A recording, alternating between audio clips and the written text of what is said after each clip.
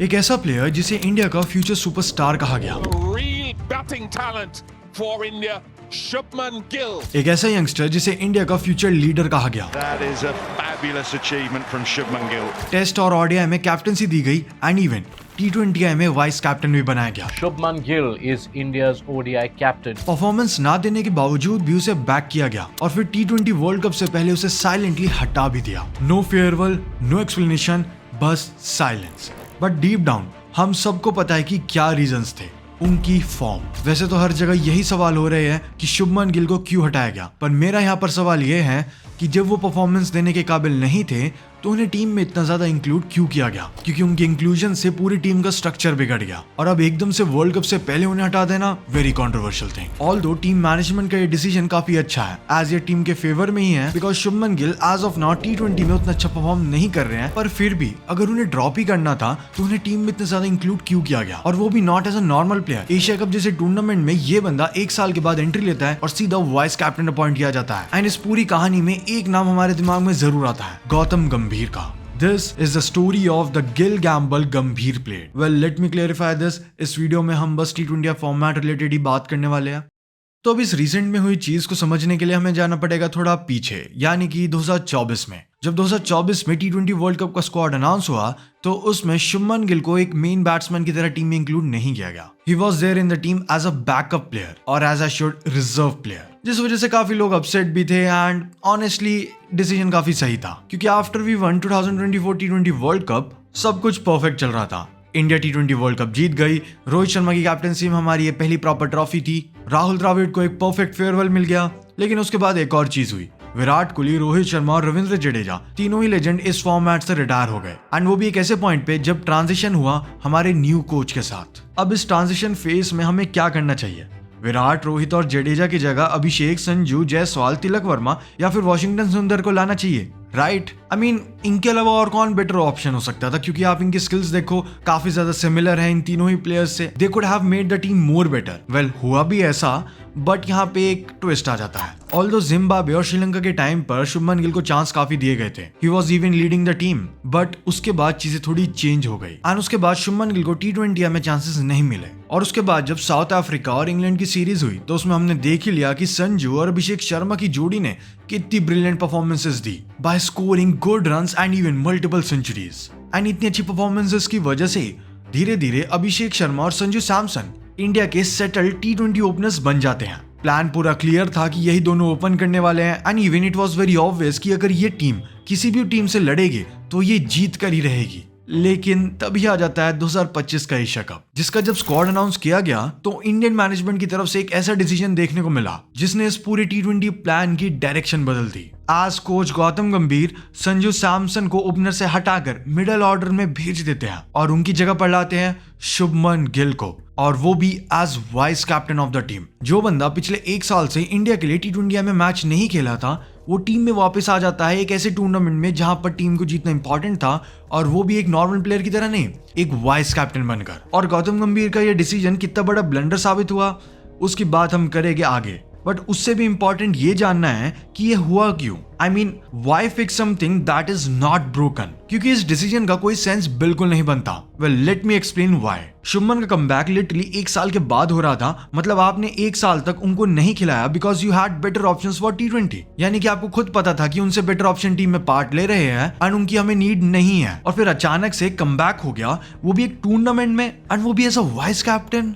Second reason is Sanju के stats are just better in recent times. Like 2024 के T20 world cup के बाद से ही दोनों संजू और गिल ने 21 मैचेस खेले हैं, जिसमें गिल ने बनाए हैं 506 रन्स 136 के स्ट्राइक रेट से, जबकि सेम मैचेस में संजू ने बनाए हैं 621 रन्स और वो भी 157 के स्ट्राइक रेट से। मतलब जब हमारा मेन ओपनर इतना बढ़िया चल रहा था तो उसे हटाने की नीड क्या ही थी? Why it was even needed? Gill के आने से आपने सबकी बैटिंग पोजीशन और रोल डिस्टर्ब कर दिए। आई मीन ये तो ट्रांजिशन फेज का रूल है, don't break a working combination, and आपने वही किया। आपने टीम के पूरे स्ट्रक्चर को ही बदल दिया, इतना कि आधे से ज्यादा प्लेयर्स को यही नहीं पता उनका रोल क्या है। आप सभी प्लेयर्स को फ्लोटर नहीं बना सकते। ये मोस्टली काम रहता है लोअर मिडिल ऑर्डर या फिर मिडिल ऑर्डर में खेलने वाले ऑलराउंडर्स के लिए, बट इस टाइम पे ऑलमोस्ट सभी प्लेयर्स फ्लोटर की तरह खेल रहे हैं। स्ट्रक्चर इतना ज्यादा बिगड़ चुका है कि कभी तिलक वर्मा ऊपर आ रहे हैं, शिवम दुबे नीचे खेल रहे हैं, हार्दिक पांड्या ऊपर आ रहे हैं, मतलब पूरा स्ट्रक्चर बिगड़ गया है। फिर हमारे शुभमन गिल जिनको T20 खेले इतना समय हो गया था, वो रिदम में नहीं दिख रहे थे, और ऊपर से वाइस कैप्टनसी का pressure, no words man, like honestly इससे बेटर डिसीजन कोई बच्चा ले लेगा सच में। And I just want to clear, यहाँ पे कोई शुभमन गिल के अगेंस्ट कोई ग्रजेस नहीं है। आई एम जस्ट आस्किंग कि नीड क्या थी, क्योंकि जितने भी डिसीजन लिए गए हैं मुझे इनमें कोई भी लॉजिक नहीं दिख रहा। एंड इवन अगर कोई लॉजिक होता तो अब T20 वर्ल्ड कप से पहले उन्हें हटाया नहीं जाता। ना coming back to the story, फिर आता है एशिया कप जिसको इंडिया ने जीत तो लिया एंड सब ने अभिषेक और तिलक की परफॉर्मेंसेस को अप्रिशिएट भी किया, बट उसमें हम शायद शुभमन गिल की परफॉर्मेंस देखना भूल ही गए। सो एशिया कप में शुभमन गिल ने टोटल 7 इनिंग्स में 21.16 की एवरेज के साथ सिर्फ 127 रन मारे हैं and not a single 50। And in 127 run में उनका हाईएस्ट स्कोर रहा 47 रन का, और वो बस एक ही बार 30+ का स्कोर कर पाए। इफ ये पुअर परफॉर्मेंस में नहीं आता तो आई डोंट नो ये क्या है, बिकॉज वो literally as a vice captain खेल रहे थे। एंड फिर आते हैं संजू सैमसन जिनकी पोजीशन हर मैच में चेंज हो रही थी। उन्होंने टोटल 4 इनिंग्स में 33 के एवरेज के साथ 132 रन मार दिए, जिसमें एक 50 भी शामिल थी। हाँ माना शुभमन गिल का स्ट्राइक रेट काफी बेटर था, बट संजू को ना ही सारे मैचेस में खिलाया गया, और जो भी खिलाया गया उसमें उनकी पोजीशन फिक्स नहीं थी, which obviously makes things hard for the player. Although Indian team Asia cup को जीत गई because of that master class knock of Tilak Varma in the final match. So Gill का फेलियर भी लोगों ने नोटिस नहीं करा, बट द फैक्ट इज उनको रेगुलर चांसेस मिलते रहे एंड वो उन सभी चांसेस में फेल होते रहे। इवन एशिया कप के बाद हुए मैचेस में इन्होंने टोटल 8 इनिंग्स में 27.33 की एवरेज और 128.12 के स्ट्राइक रेट के साथ 164 रन बनाए, जो कि एज अ T20 ओपनर एक बहुत बड़ा फेलियर है। क्योंकि एक मॉडर्न T20 ओपनर से आप क्या ही एक्सपेक्ट करते हो? 150 से ज्यादा का स्ट्राइक रेट, एक एक्सप्लोसिव स्टार्ट जो कि शुभमन गिल क्लियरली डिलीवर नहीं कर पा रहे हैं।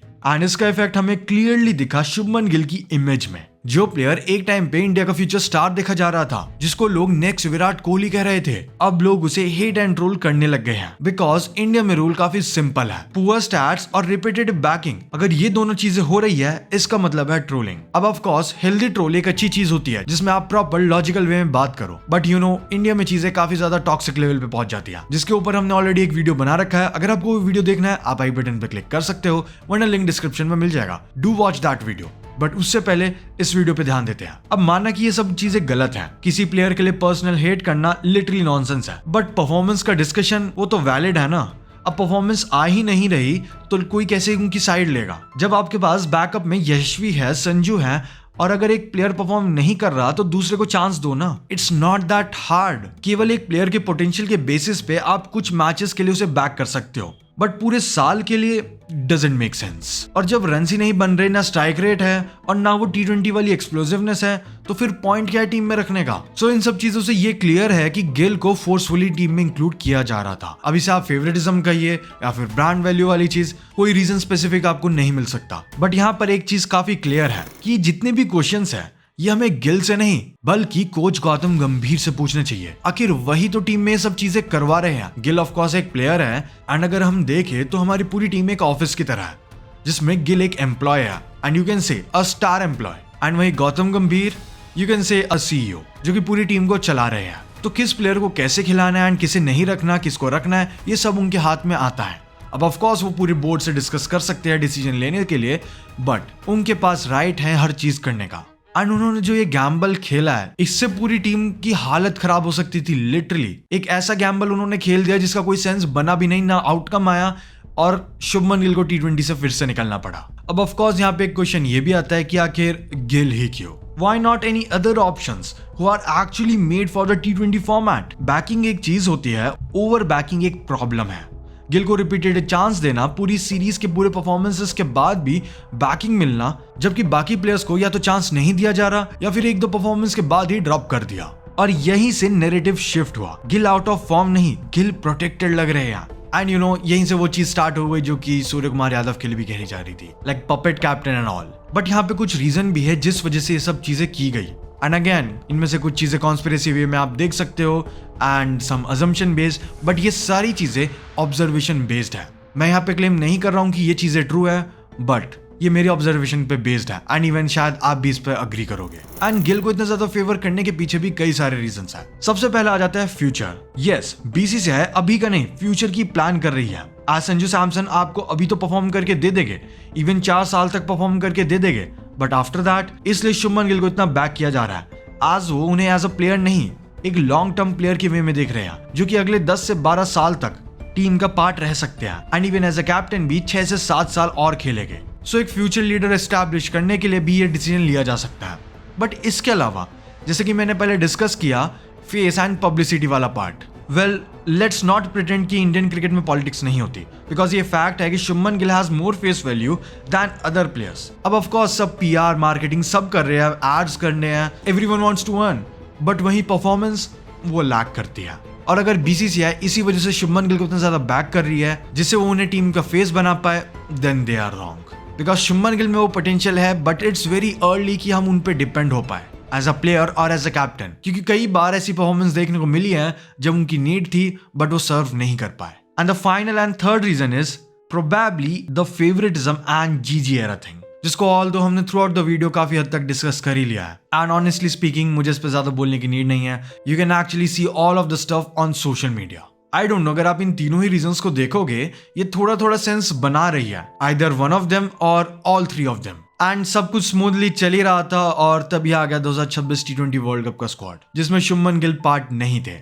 सो जितनी भी तैयारी गौतम गंभीर और बीसीसीआई ने करी थी शुभमन गिल को एक लीडर बनाने के लिए, वो सब वेस्ट हो गई। हम उनकी परफॉर्मेंस से देख सकते हैं कि वो T20 के लिए उतने अच्छे बैट्समैन नहीं है। अब ऑफ कोर्स मैं उनकी यहाँ पे एबिलिटी या फिर बैटिंग पे कोई कमेंट नहीं करना चाहता, he is a good player, but T20 के लिए उनकी बैटिंग उतनी कैपेबल नहीं है। जहां उनकी कंपैरिजन में अगर आप संजू सैमसन और अभिषेक शर्मा को देखोगे तो आपको डिफरेंस साफ साफ दिख जाएगा। एंड यही एक रीजन था जिस वजह से उन्हें T20 में इंक्लूड नहीं किया जा रहा था। एंड आउट ऑफ नोवेयर वो टीम में वापस आ जाते हैं एशिया कप के टाइम पे और 3-4 महीने खेलते भी है और अब वो फिर से टीम से जा चुके हैं। एंड चांसेस है कि उन्हें T20 में और इंक्लूड ना किया जाए, एटलीस्ट फॉर अ टाइम, क्योंकि T20 फॉर्मेट आज के टाइम में, स्पेशली 2025-26 के टाइम में अगर मैं आपको कहूं तो ये गेम बस एक्सप्लोसिवनेस के लिए, कोई नहीं चाहता गेम टिक कर कोई खेले, उसके लिए ओडीआई और टेस्ट फॉर्मेट बने ही है। हाई हिटिंग की नीड है। अगर सामने वाली टीम आराम से 200-250 बना रही है आपके अगेंस्ट, तो आप 100 या उससे कम के स्ट्राइक रेट पे खेल ही नहीं सकते।